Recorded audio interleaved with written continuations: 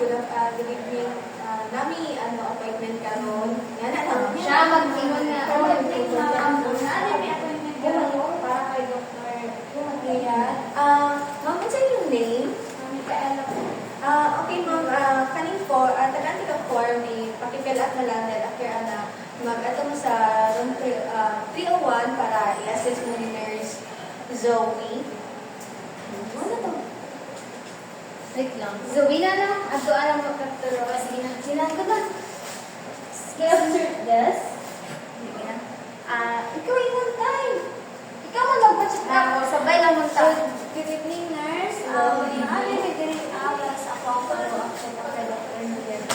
Okay, namin appointment, hindi mo tanaw. Thank you.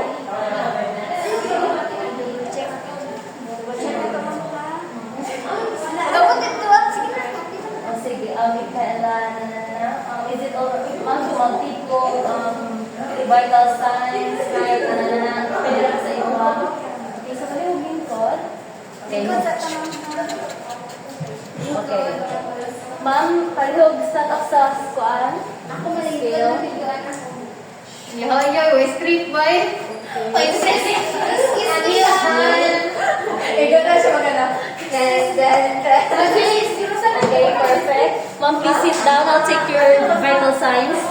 Vital signs report. Tapos ang bahat ng Uy, na! Dapat i-assist. Bilis, 5 minutes na lang. Temperature.